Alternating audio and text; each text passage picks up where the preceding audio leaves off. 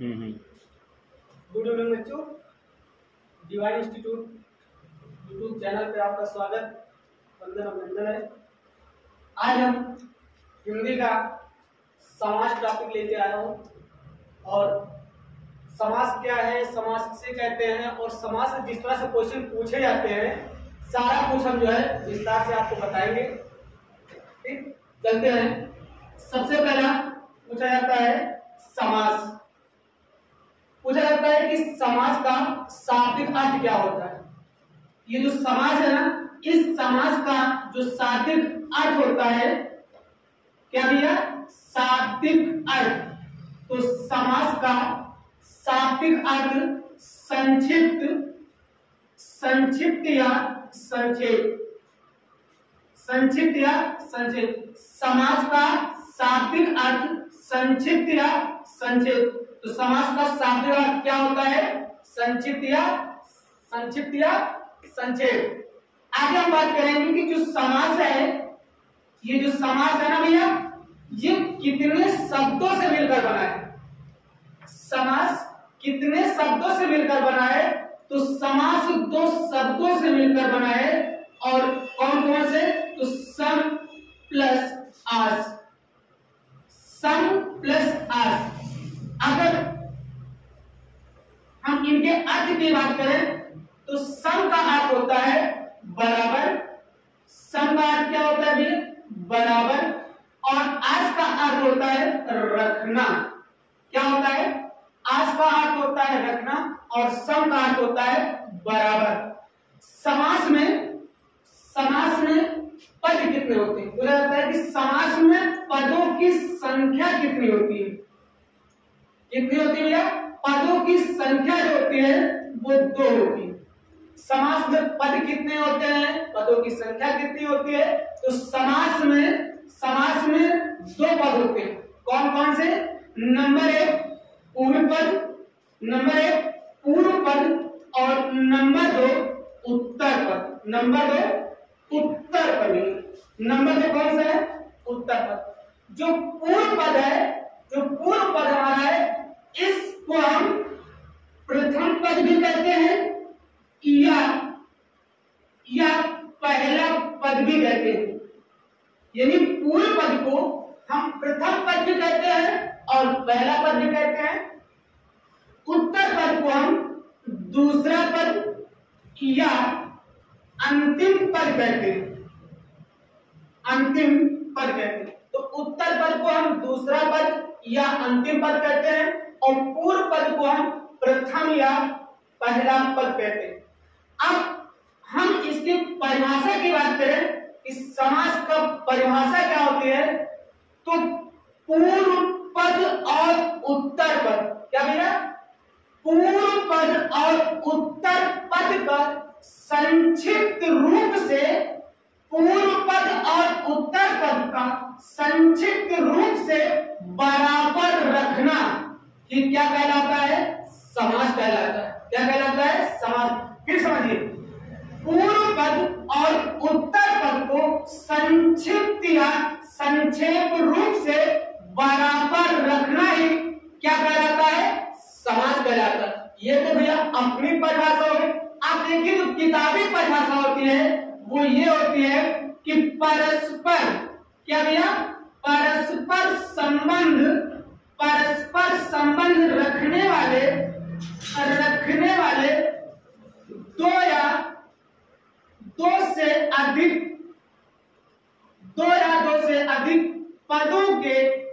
पदों के मेल को समास कहते हैं। क्या कहते हैं? पदों के मेल को समास कहते हैं। तो समास किसे कहते हैं? परस्पर संबंध रखने वाले 2 या 2 से अधिक पदों के मेल को समास कहते हैं। अब आपने सुना होगा समास विग्रह। क्या होता है भैया? एक शब्द होता है विग्रह और एक शब्द होता है विच्छेद। दोनों में क्या अंतर है भैया? ये विग्रह क्या है और विच्छेद क्या है? अगर कोई भी पद दिया हो, क्या दिया हो? कोई भी पद दिया गया हो और उस पद को जब तोड़ेंगे भैया तोड़ने पर हमारा एक वाक्य बनेगा। क्या बनेगा? अगर कोई भी पद दिया जाए और उस पद को हम तोड़े या उसका विग्रह करेंगे तो विग्रह करने पर हमारा एक वाक्य बनेगा। क्या बनेगा भैया? वाक्य बनेगा। लेकिन अगर हम किसी भी शब्द का विच्छेद करेंगे तो विच्छेद करने पर दो शब्द बनेंगे और दोनों शब्द के भैया जो हमारे अर्थ होंगे वो अलग अलग होंगे। क्या होंगे भैया? अगर हम किसी भी पद का विग्रह करेंगे तो विग्रह करने पर क्या बनेगा? हमारा एक वाक्य बनेगा। और भैया अगर किसी भी पद को अगर हम विच्छेद करेंगे तो हमारे दो शब्द बनेंगे। कितने शब्द बनेंगे? दो शब्द बनेंगे भैया, और दोनों शब्द का अर्थ अलग अलग होगा। जैसे कहा जाए कि राज भवन, ये भैया एक पद लिखा हुआ है और इसको अगर हम तोड़ेंगे तो हो जाएगा राजा का भवन। राजा का भवन। तो भैया हमने एक पद लिया राजभवन और इस पद का हमने विग्रह किया और विग्रह करने पर बना क्या हमारा? राजा का भवन। और राजा का भवन हमारा क्या हो गया भैया? वाक्य हो गया। क्या हो गया? एक वाक्य हो गया। अगर हम विच्छेद की बात करें तो विच्छेद में हमारे समान शब्द आ गया हमारा, या पद आ गया विद्यालय। क्या आया भैया? विद्यालय। अगर हम विद्यालय का विच्छेद करेंगे, क्या करेंगे? विच्छेद करेंगे तो विद्या प्लस आलय। क्या हो जाएगा? विद्या प्लस आलय। और जब विद्या प्लस आलय हो जाएगा तो हमने बताया कि विच्छेद करने पर दोनों शब्द का अर्थ अलग अलग होगा भैया। अब यहाँ पे लिखा है विद्या और यहाँ पे लिखा है आलय। यहाँ पे क्या लिखा है? विद्या और यहाँ पे क्या लिखा है? आलय। विद्या का मतलब होता है ज्ञान, आलय का मतलब होता है घर। यानी ज्ञान का जो घर है उसी को हम कहते हैं विद्यालय। क्या कहते हैं? विद्यालय। तो हमने बताया कि विच्छेद करने पर दोनों शब्द के अर्थ अलग अलग होंगे भैया। और देखो यहाँ पे लिखा है विद्या और यहाँ पे लिखा है आलय। विद्या का अर्थ होता है ज्ञान और आलय का अर्थ होता है, क्या होता है? घर। आलय का अर्थ होता है घर। अब हम आगे बात करेंगे।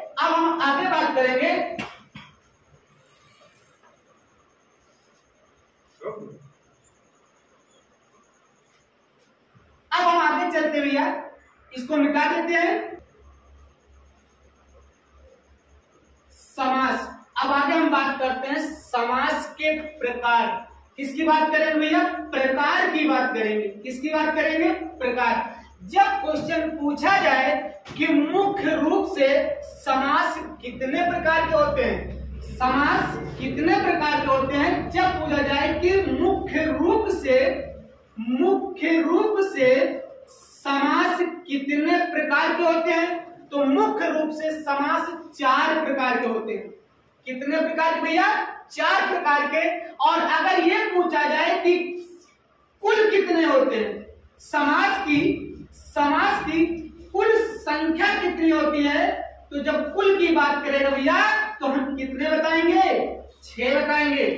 कितने बताएंगे? 6। जब मुख्य की बात करें, मुख्य रूप से समास हमारे 4 प्रकार के होते हैं और कुल समास की संख्या कितनी होती है भैया? 6 होती। तो सबसे पहले हम 4 की बात कर लेते हैं। कितने की बात कर लेते हैं? 4। कि वो मुख्य रूप से कौन से हमारे 4 समास हैं। तो नंबर 1 हमारा हो जाएगा अव्ययी बहु समास। नंबर 1 अव्ययी बहु समास। और नंबर 2 तत्पुरुष समास। नंबर 2 तत्पुरुष समास। और नंबर 3 हो जाएगा भैया द्वंद्व समास। कौन सा? द्वंद्व समास। और नंबर 4 हमारा हो जाएगा बहुव्रीहि समास। तो ध्यान देना भैया, यहां पे लिखा है बहुव्रीहि। बहुव्रीहि नहीं होता है, व्रीहि होता है। क्या होता है? बहुव्रीहि होता है। ये शुद्ध वर्तनी में पूछा जाता है कि बहुव्रीहि होता है कि बहुव्रीहि होता है। तो क्या होता है? बहुव्रीहि समास। चौथा कौन सा हमारा है? बहुव्रीहि समास। तो मुख्य रूप से जो हमारे 4 समास हैं वो इस प्रकार हैं। नंबर 1 अव्ययीभाव समास, नंबर 2 तत्पुरुष समास, नंबर 3 द्वंद्व समास और नंबर 4 भैया बहुव्रीहि समास। कौन सा? बहुव्रीहि समास। अब हम इसमें बात कर लेते हैं पद की। किसकी बात कर लेते हैं? पद की। पीछे हमने पढ़ाया आपको कि पद कितने होते हैं। पद कितने होते हैं? तो 2 पद होते हैं। कितने पद भैया? 2, पूर्व पद और उत्तर पद। चलिए अव्ययीभाव समास में किस पद की प्रधानता होती है? हमने बताया कि अव्ययीभाव समास में पूर्व पद की प्रधानता होती है। अगला कौन सा है? तत्पुरुष समास। तत्पुरुष समास में किस पद की प्रधानता होती है? तो तत्पुरुष समास में उत्तर पद की प्रधानता होती है। किसकी प्रधानता होती है भैया? उत्तर पद की प्रधानता होती है। अगला द्वंद्व समास। द्वंद्व समास में किस पद की प्रधानता होती है? तो द्वंद्व समास में भैया दोनों पद की प्रधानता होती है। जिस समास में दोनों पद प्रधान हो, जिस समास में दोनों पद प्रधान हो, उसे कौन सा समास कहते हैं? द्वंद्व समास। कौन सा समास? द्वंद्व समास। जिस समास के दोनों पद प्रधान हो उसे द्वंद्व समास कहते हैं। और जिस समास का उत्तर पद प्रधान हो, जिस समास का उत्तर पद प्रधान हो उसे तत्पुरुष समास कहते हैं। और जिस समास का पूर्व पद प्रधान हो, जिस समास का पूर्व पद प्रधान हो उसे कहते हैं अव्ययीभाव समास। अगला है बहुव्रीहि समास। बहुव्रीहि समास में दोनों पद अप्रधान होते हैं, यानी दोनों पद की प्रधानता नहीं होती है। दोनों पद अप्रधान होती है तथा तीसरे पद की प्रधानता होती है। तो जिस समास में दोनों पद अप्रधान हो तथा तीसरे पद की प्रधानता हो, जिस समास में दोनों पद अप्रधान हो तथा तीसरे पद की प्रधानता हो उसे क्या कहते हैं भैया? बहुव्रीहि समास। कौन सा समास?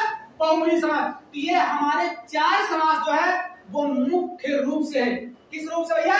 मुख्य रूप से समास 4 प्रकार के होते हैं। और आगे पूछा गया है कि समास की कुल संख्या कितनी होती है? तो 6 होती है भैया। कितनी होती है? 6। अब हम 2 की बात कर लेते हैं। तो 6 हमारे कौन से हैं? तो जो भैया हमारा तत्पुरुष समास है ना, इसी के 2 अंग है। इसी के 2 अंग हैं। कौन कौन से? बोलो कौन कौन से? तो एक हमारा होता है कर्मधारय समास। कौन सा? कर्मधारय समास। और दूसरा होता है द्विगु समास। कौन सा होता है? द्विगु समास। तो तत्पुरुष समास के कितने अंग? 2। तत्पुरुष समास के कितने अंग? 2। कौन कौन से? कर्मधारय समास और द्विगु समास। कौन सा? कर्मधारय और द्विगु समास। तो ध्यान रखो, जैसे मैंने यहां बताया आपको कि तत्पुरुष समास में उत्तर पद की प्रधानता होती है। तत्पुरुष समास में किस पद की प्रधानता होती है? उत्तर पद की प्रधानता होती। तो भैया ये जो हमने आपको कर्मधारय बताया है और जो द्विगु समास बताया है, ये क्या है? ये दोनों तत्पुरुष समास के अंग है। ये दोनों क्या है? तत्पुरुष समास के अंग है। तो अगर तत्पुरुष समास में उत्तर पद प्रधान होता है, उत्तर पद प्रधान होगा, तो भैया कर्मधारय समास में भी हमारा उत्तर पद ही प्रधान होगा ना। कर्मधारय में क्या होगा? उत्तर पद प्रधान होगा। और द्विगु में भी उत्तर पद की ही प्रधानता होगी। उत्तर पद की प्रधानता होगी। ठीक। तत्पुरुष समास में किस पद की प्रधानता? उत्तर पद की। तो भैया ये जो कर्मधारय और द्विगु समास है ना, ये दोनों क्या है? इनके लड़का ही, ये दो जने इनके लड़का है। और भैया अगर बप्पा मान उत्तर पद की प्रधानता रखते हैं, बप्पा मान उत्तर पद की प्रधानता रखते हैं, तो बेटा भी किस पद की प्रधानता रखते हैं भैया? उत्तर पद की प्रधानता रखेंगे। किसकी भैया? उत्तर पद की प्रधानता रखेंगे। क्यों? क्योंकि तत्पुरुष समास के ये दोनों लड़के हैं। तत्पुरुष समास के कोई ये दूज ने लड़का है, तो जब बप्पा उत्तर पद तो बेटा भी उत्तर पद, इसलिए तत्पुरुष समास में उत्तर पद की प्रधानता, तो कर्मधारय और द्विग समास में भैया उत्तर पद की प्रधानता और दिग में भी भैया उत्तर पद की प्रधानता होती है। आगे चलते हैं।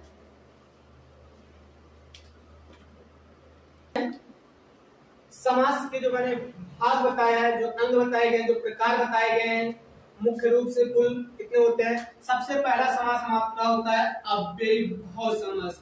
कौन सा भैया? अव्ययी भाव समास।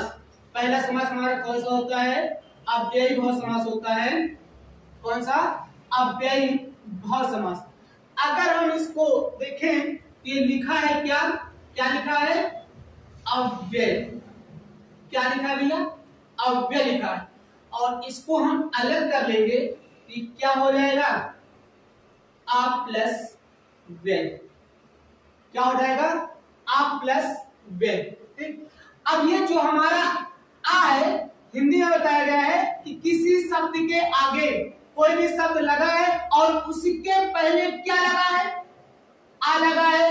क्या लगा है? आ लगा है, प्रत्यय लगा है, यथा लगा है, बेभरानी, ये सब क्या है? उपसर्ग है भैया। क्या है? उपसर्ग। तो भैया यहाँ पे अगर हम ध्यान से देखें तो जो अव्ययी भाव समास है ना, अव्ययी भाव समास, उसमें पहले से ही लगा है कहाँ? उपसर्ग।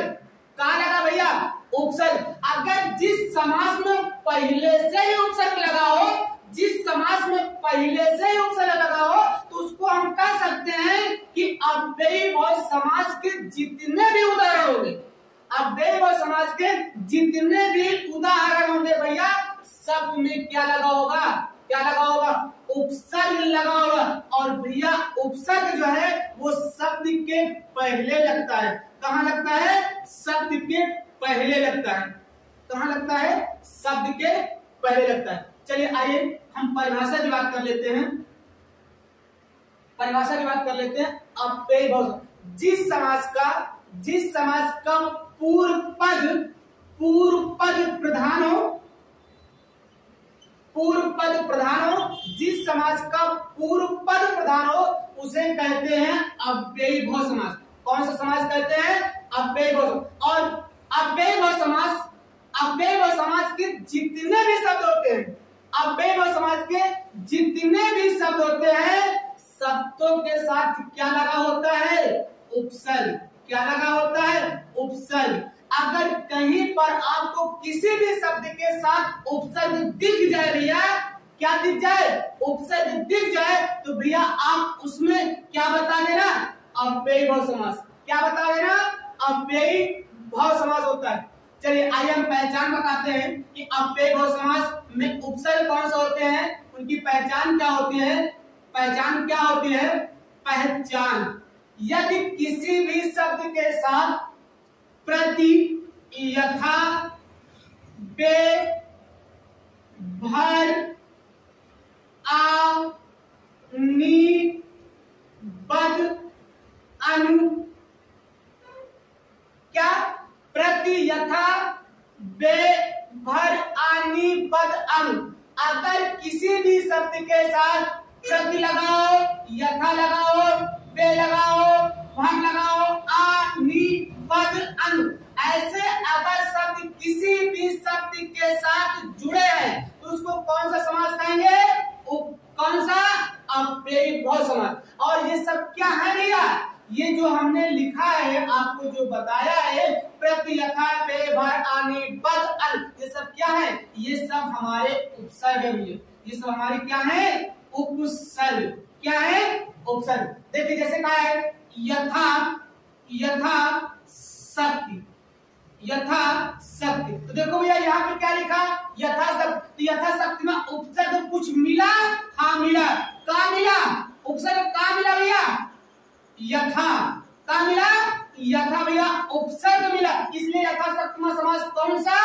अव्ययी भाव समास। जैसे लिखा है भरसक या भरपेट। तो बताओ भरपेट में कुछ मिला, हाँ क्या मिला, उपसर्ग। उपसर्ग का भैया भर, उपसर्ग का है भर, इसलिए भरपेट में समास कौन सा, बोलिए भरपेट में समास कौन सा, अव्ययभाव समास। तो इतना याद रखना, यदि किसी भी शब्द के साथ प्रति यथा वे भर आनी पद अनु अगर लगा है भैया तो समास कौन सा होगा, वो अव्ययभाव समास।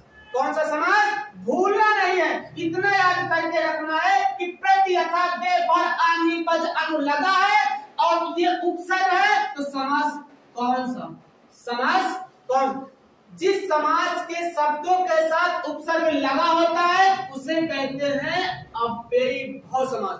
कौन सा समास भैया, अव्ययभाव समास। आगे चलते हैं।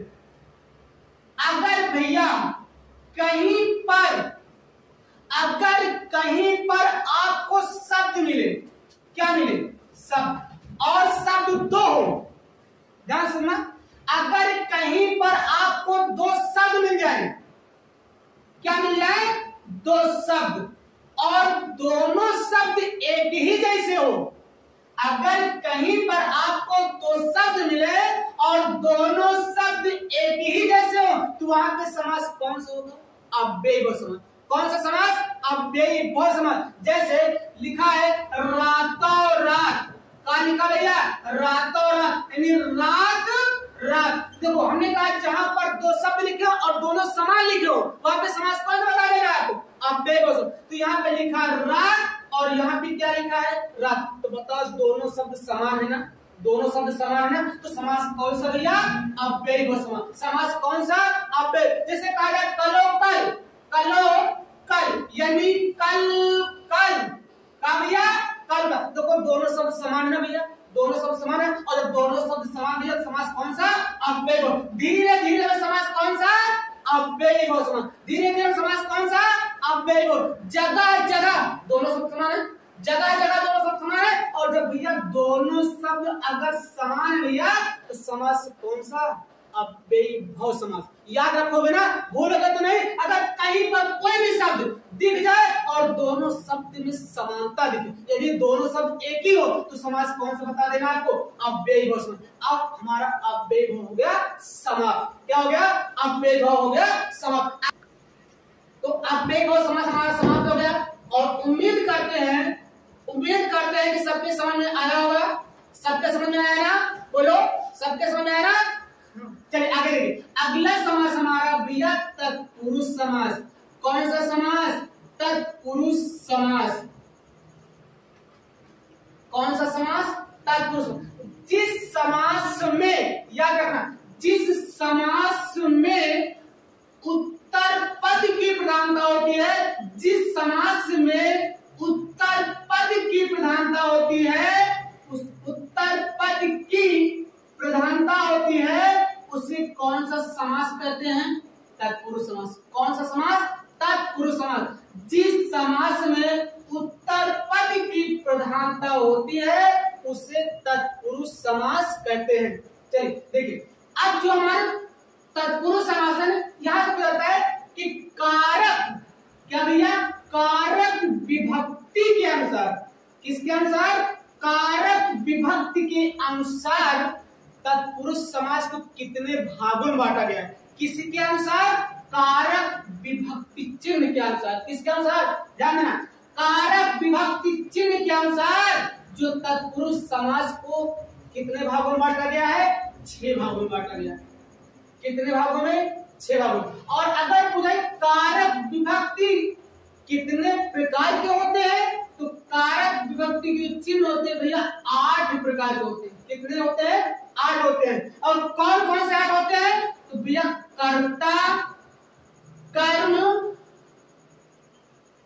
करण, संप्रदान, अपादान, संबंध,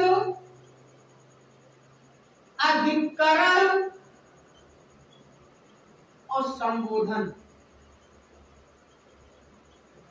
ये क्या है, 1 2 3 4 5 6 7 8, ये सब 8 हमारे क्या है भैया, ये कारक विभक्ति चिन्ह है। कारक विभक्ति चिन्ह कितने प्रकार की, या कारक चिन्ह कितने प्रकार की?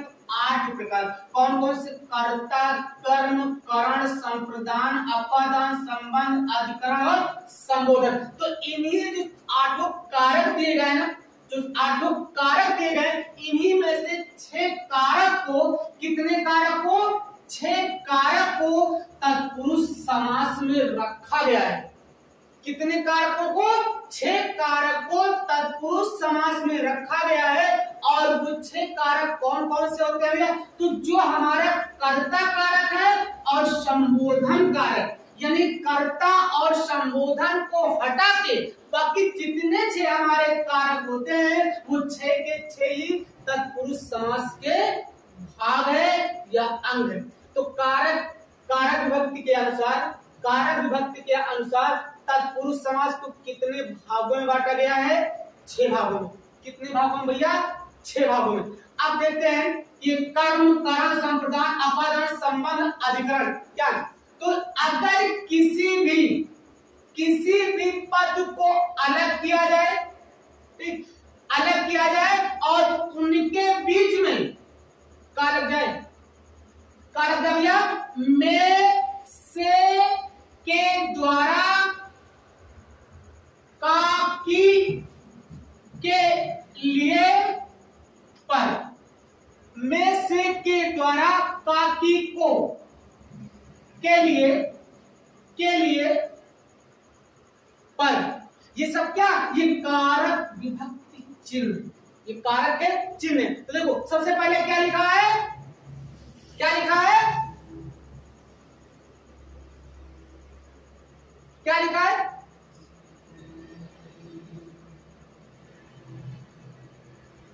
कर्म, करण, संप्रदान, अपादान, संबंध और अधिकरण। कर्म, करण, संप्रदान, अपादान, संबंध और अधिकरण। ध्यान है, कहा गया है कर्म। क्या है? कर्म को करण से के द्वारा, कर्म को करण से के द्वारा, संप्रदान के लिए,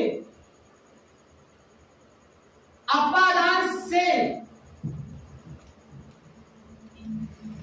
देखो भैया यहाँ पे जो लिखा है से के द्वारा, तो यहाँ पे से अगर किसी के साथ से लगेगा तो इसका मतलब उस शब्द से और जिसके साथ शब्द लगा है उस दोनों के बीच संबंध बताया जाएगा। क्या बताएगा? संबंध। और यहाँ पे अलगाव होगा। क्या होगा यहाँ पे? अलगाव। संबंध का, की, के और अधिकरण में, पर। तो कर्म को करण से के द्वारा, संप्रदान के लिए, अपादान से अलगाव और संबंध का, की, के अधिकरण में, पर। देखो यहाँ पे लिखा है, हम बात कर लेते हैं उदाहरण से। क्या लिखा है? को उदाहरण आ गया, मुंह तोड़। क्या लिखा भैया? मुंह तोड़। और पूछा गया है कि मुंह तोड़ में कौन सा समास है? मुंह तोड़ में कौन सा समास है? तो भैया इनको हम तोड़ेंगे, तो तोड़ने के बाद क्या निकलेगा हमारा? जो हम इसका विग्रह करेंगे, क्या करेंगे? विग्रह करेंगे। तो विग्रह करेंगे तो क्या निकलेगा? मुंह को तोड़ने वाला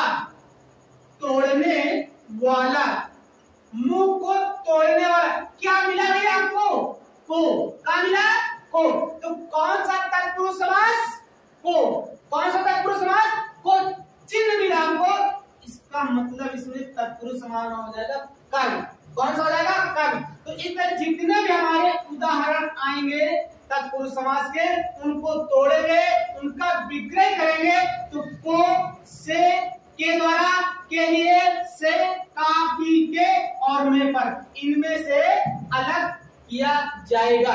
आगे देखिए, जैसे कहा जाए मन चाहा। कहा भैया? मन चाहा। तो क्या जाएगा? मन से चाहने वाला। तो अभी हमने आपको बताया कि एक से यहाँ पे लगा और एक से यहाँ पे लगा है।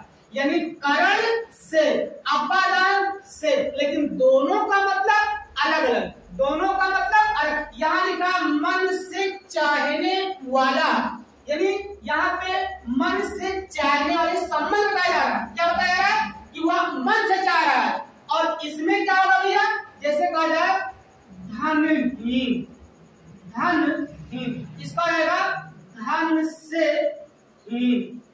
क्या हो जाएगा भैया, धन से। तो यहाँ पे देखो हमने क्या बताया, इससे का अर्थ होता है, मतलब होता है अलगाव। यहाँ पे लिखा धन से हीन, यानी वो जो व्यक्ति है वो धन से का है, गरीब, यानी उनके पास धन नहीं ना, उनके पास धन नहीं ना, यानी वो का है, गरीब है। तो यानी धन और धन से का हीन है, तो मतलब धन और हीन में कुछ अंतर, कुछ फर्क समझ में आ रहा है, तो इसलिए धन से वह अलग है। तो इससे का मतलब होता है अलगाव। क्या होता है, इस सब से का मतलब होता है अलगाव। इस तरह अगर कहीं पर कोई भी समास शब्द आता है उसको तोड़ा जाएगा, यदि उसका विग्रह किया जाएगा तो उन विग्रह के बीच में से के द्वारा का की के लिए पर लगेगा, और जब इन चिन्हों का हम प्रयोग करेंगे तो कर्म को लगेगा तो कर्म हो जाएगा, से के द्वारा लगेगा तो कर्म तत्पुरुष समास हो जाएगा, और के लिए लग जाएगा तो संप्रदान तत्पुरुष समास। और अगर से लगा है अलगाव दिखेगा, क्या दिखेगा, अलगाव दिखेगा, तो अपादान और का की के क्या लग जाएगा, का की के लगेगा तो संबंध तत्पुरुष समास, और में पर लग जाएगा, में पर लग जाएगा तो कौन सा तत्पुरुष समास, अधिकरण तत्पुरुष समास। कौन सा समास, अधिकरण तत्पुरुष समास। ठीक, तत्पुरुष समास। अभी हमारा जो तत्पुरुष समास है ना भैया, ये अभी समाप्त तो नहीं हुआ है, और पूछा जाता है तत्पुरुष समास का भाग 2। अभी जो मैंने आपको बताया भाग 1 बताया है, अभी जो मैंने आपको तत्पुरुष समास बताया ना वो भाग 1 था। अब तत्पुरुष समास का भाग 2, तत्पुरुष समास का भाग 2। अब भाग 2 में हम बात करेंगे तो भैया जब भी पूछा जाए कि रचना के आधार पर, किसके आधार पे, रचना के आधार पे, रचना के आधार पर तत्पुरुष समास कितने प्रकार के, तत्पुरुष समास कितने प्रकार के, कितने प्रकार के, 4 प्रकार के भैया। तत्पुरुष समास कितने प्रकार के, 4 प्रकार के। भाग नंबर 2 बता रहे हैं, तत्पुरुष समास का भाग 2 बता रहे हैं कि रचना के आधार पे तत्पुरुष समास 4 प्रकार के होते हैं। कितने प्रकार के, 4 प्रकार के। आइए देखते हैं वो 4 कौन कौन से होते हैं।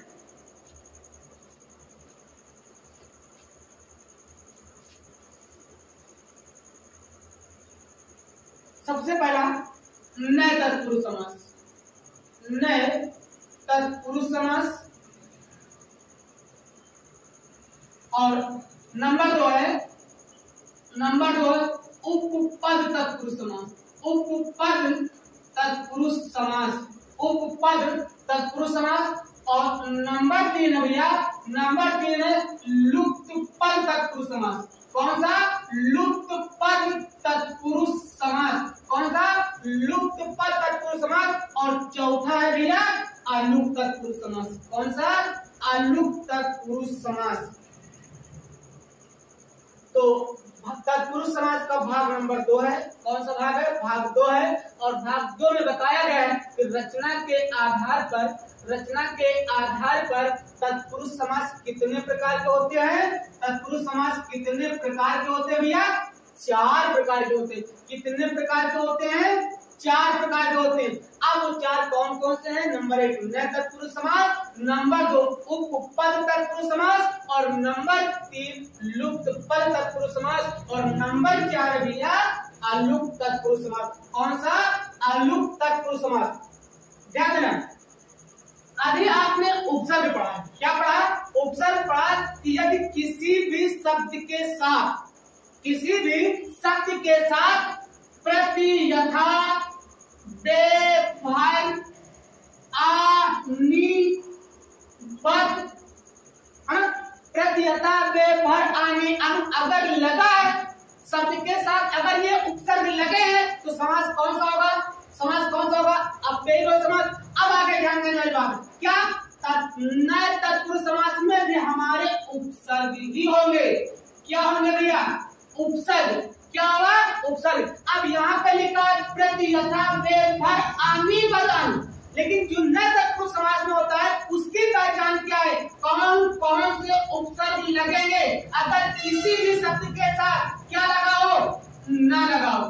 क्या लगाओ? ना लगाओ। आ लगा, यानी छोटा, यहाँ पे क्या लगा है? बड़ा। यहाँ पे क्या लगा है? बड़ा। लेकिन जो नए तत्पुरुष समास में जो उपसर्ग लगेगा क्या लगेगा? छोटा आ। क्या लगेगा? छोटा। और आगे क्या होगा? अन। आगे क्या होगा? अन। आगे क्या? अगर किसी भी शब्द के साथ यदि उपसर्ग ना लगाओ, आ लगाओ, आने लगाओ ना, तो समास कौन सा हो जाएगा? नए तत्पुरुष समास। समास कौन सा हो जाएगा? नए तत्पुरुष समास। और एक छोटा सा वर्ड और होगा, ना। सिर्फ ना, बड़ा ना नहीं, सिर्फ ना की बात कर रहा है। यानी बड़ा ना और ना, दोनों ना। बड़ा ना और ना दोनों में। आइए देखिए एग्जाम्पल की बात करें। जैसे कहा गया नालायक। कहा भैया? नालायक। कहा लिखा है? नालायक। ये शब्द है भैया, एक पद है और किसका है? नए तत्पुरुष समास। अब यहाँ पर ध्यान देने वाली बात क्या, कि हमने कहा अगर उपसर्ग लगा है, उपसर्ग लगा, लेकिन उपसर्ग में ध्यान देना है कि कहाँ लगा हो? बड़ा ना लगाओ, छोटा आ लगाओ, अन लगाओ और ना लगाओ, सिर्फ ना। तो समास कौन सा हो जाएगा? नए तत्पुरुष समास। लेकिन यदि प्रति यथा दे भाग आ नी पद लगाओ, समास कौन सा? अव्ययी भाव समास। तो यहाँ पे लिखा नालायक। क्या लिखा है? नालायक। भैया नालायक में कुछ उपसर्ग मिला, कुछ उपसर्ग दिखा, ना। ना हमारा काय है? उपसर्ग। ना हमारा काय है? उपसर्ग। तो इसके अर्थ की बात है तो हो जाएगा लायक नहीं। नालायक, यानी वो किसी लायक नहीं है, इसलिए क्या आ जाएगा? नालायक। और नालायक को क्या मिला भैया? उपसर्ग का मिला। उपसर्ग का मिला ना। अगला क्या हो जाएगा? अनपढ़। क्या लिखा है? अनपढ़। उपसर्ग का मिला, उपसर्ग का मिला, अगला क्या आएगा? नपुंसक। क्या आएगा? नपुंसक। पूछा जाएगा कि नपुंसक में कौन सा समास? अनपढ़ में कौन सा समास? नालायक में कौन सा समास? तो क्या बताएंगे आप भैया? नए तत्पुरुष। ध्यान देना, अव्ययी भाव समास कतई नहीं होगा। कतई कभी भी हमारा अव्ययी भाव समास नहीं होगा अगर उसके साथ बड़ा ना, आ, अन और ना लगा है, तो भैया समास हमारा होगा नए तत्पुरुष समास। कौन सा होगा? नए तत्पुरुष समास। आगे अब नंबर 2 जो हमारा है वो उपपद तत्पुरुष समास। कौन सा? उपपद तत्पुरुष समास। आप इसको भी देख लीजिए। उपपद तत्पुरुष समास क्या? कुछ नहीं है। क्या है इसमें? और इसमें कुछ भी नहीं है, सिर्फ देखते जाइए केवल बस।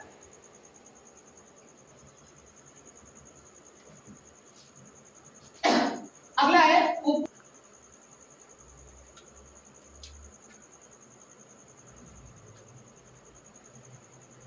चलिए अगला है उपपद तत्पुरुष समास। अगला कौन सा है? उपपद तत्पुरुष समास। ऐसे समास शब्द जो भाषा में स्वतंत्र रूप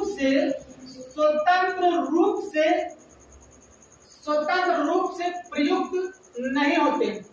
ऐसे शब्द या ऐसे समास शब्द जो भाषा में स्वतंत्र रूप से या स्वतंत्र न होकर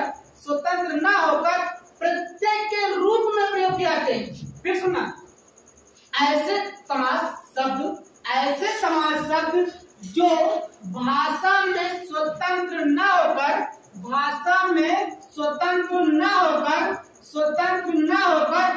प्रत्यय के रूप में, किस रूप में भैया? किस रूप में? प्रत्यय के रूप में। किस रूप में? प्रत्यय के रूप में प्रयोग किए जाते हैं, उन्हें उपपद तत्पुरुष समास कहते हैं। तो उपपद तत्पुरुष समास किसे कहते हैं? ऐसे समास शब्द ऐसे समास शब्द जो भाषा में स्वतंत्र न होकर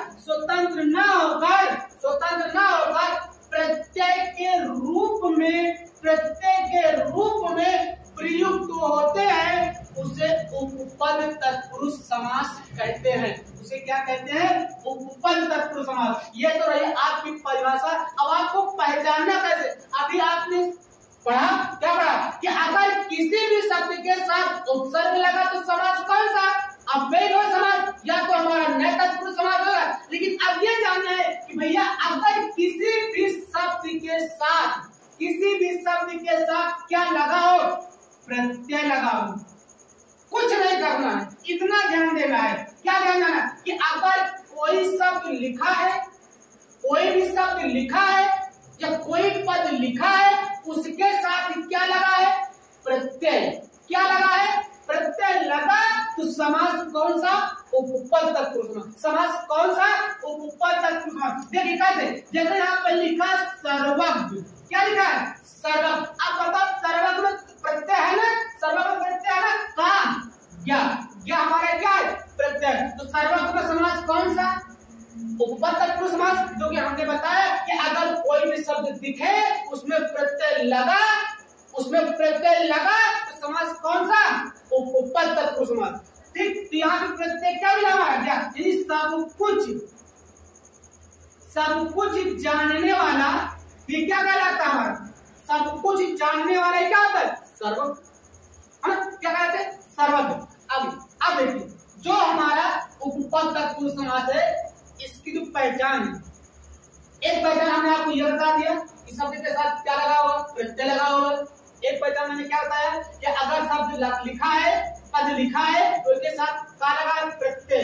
का लगा है? प्रत्यय। तो समास का हो जाए? उपपद तत्पुरुष समास। अब जो प्रत्यय लगेगा वो प्रत्यय कौन कौन से हुए? ध्यान देना है। जा, गा, दा, धी, पर, कर, धर, चर, प्रद। ये सब क्या है भैया हमारे? ये सब हमारे प्रत्यय है। क्या है?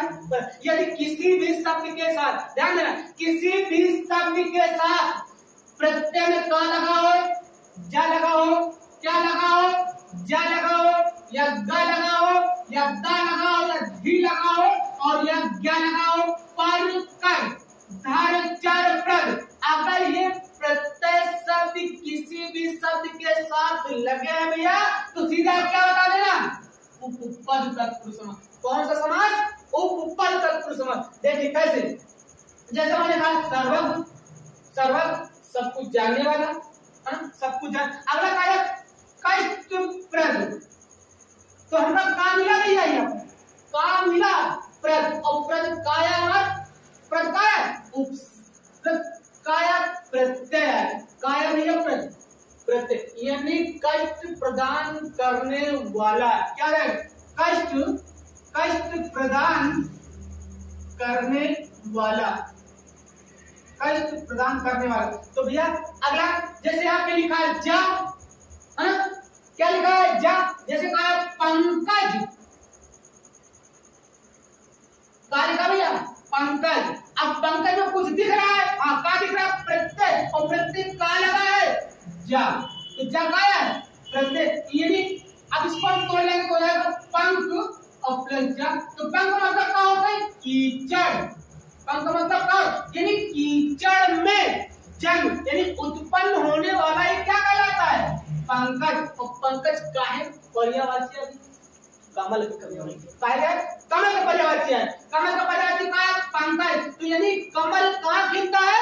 कीचड़ में। तो कीचड़ में जन्म लेने वाला यानी उत्पन्न होने वाला ये क्या कहलाता है? पंकज। तो पंकज में समास कौन सा? उपपद तत्पुरुष समास। समास कौन सा? उपपद तत्पुरुष समास। बात समझ में आई भैया कि यदि किसी भी शब्द के साथ प्रत्यय लगा हो, और प्रत्यय क्या लगा हो? जा, गा, दा, धी, ज्ञ, पर, कर, धर, चर, प्रद। अगर ये शब्द प्रत्यय लगे हैं शब्द के साथ, तो क्या बता देना आपको? क्या बता देना आपको? उपपद तत्पुरुष तत्पुरुष समास बता देना है। आगे अगला क्या है? लुप्त पद तत्पुरुष समास। अगला क्या है? लुप्त पद तत्पुरुष समास।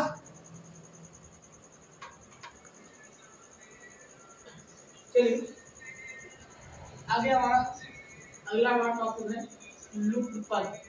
हमने आपको नए तत्पुरुष समास बता दिया कि किसी भी शब्द के साथ उपसर्ग लगा हो और उपसर्ग जो हमारा होगा क्या होगा? क्या होगा? ना, आ, अन और न। ये चारों जो हमारे हैं ये नए तत्पुरुष समास के उपसर्ग हैं। अगला जो हमारा है उपपद तत्पुरुष समास। हमने बताया किसी भी शब्द के साथ क्या लगा हो? प्रत्यय लगा हो, और प्रत्यय जो लगेगा क्या लगेगा? जा लगा हो, गा लगा हो, दा लगा हो, धी लगा हो, क्या लगा हो, पर लगा हो, और चर लगा हो, धार लगा हो, कर लगा हो और प्रद लगा हो। यानी ये प्रत्यय शब्द जितने भी हमने बताया, अगर किसी भी शब्द के साथ लगे हैं तो कौन सा समास हो जाएगा? उपपद तत्पुरुष समास। कौन सा हो जाएगा? उपपद तत्पुरुष समास। अगला देखिए, अगला हमारा लुप्त पद। कौन सा? लुप्त पद तत्पुरुष समास। यानी ऐसे तत्पुरुष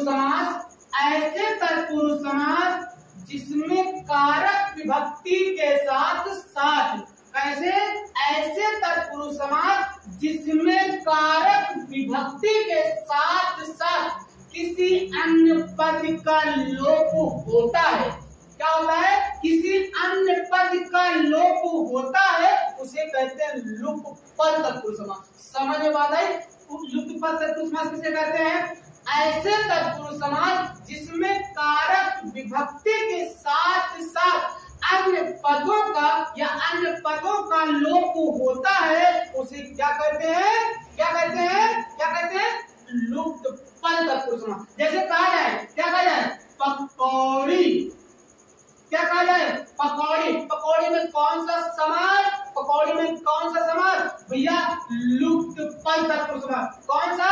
लुप्त पद। यानी पकी हुई बड़ी। पकौड़ी में कौन सा समास? पकी हुई बड़ी अर्थात लुप्त पद तत्पुरुष समास। फिर सुनिएगा, लुप्त पद तत्पुरुष समास किसे कहते हैं?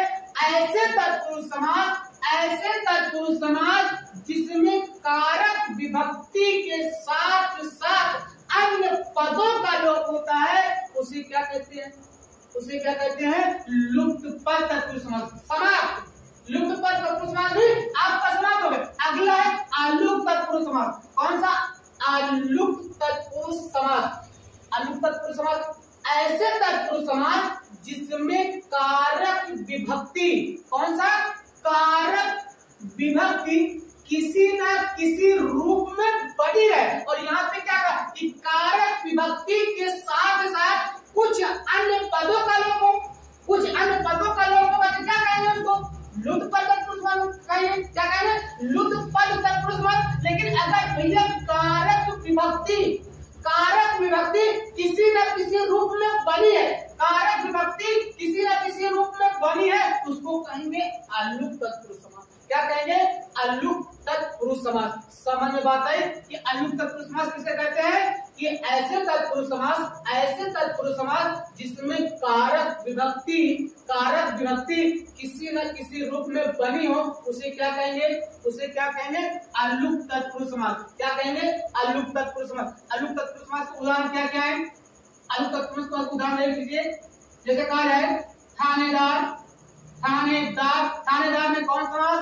अलुप्त तत्पुरुष समास। चूहादानी में कौन सा समास? अलुप्त तत्पुरुष समास। चूहादानी में कौन सा समास? अलुप्त तत्पुरुष। सरसिज में कौन सा समास? अलुप्त तत्पुरुष समास। तो बताइए, क्या चारों जो समास मैंने आपको बताया है, चारों जो मैंने भाग दो यानी तत्पुरुष समास का भाग दो में रचना के आधार पर जो चारों समास हमने बताया, क्या आपके समझ में आया? बोलो, क्या आपके समझ में आया? कुछ नहीं है। क्या भैया? ये जो चारों समास दिए ना, कुछ भी नहीं है। अगर ध्यान से देखो तो कुछ भी नहीं है। अगर आप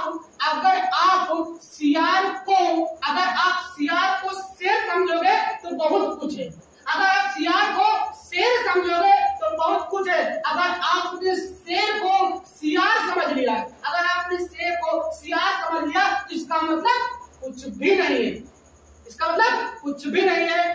तो आज हम यहीं पे जो है अपने टॉपिक को विराम देता हूँ।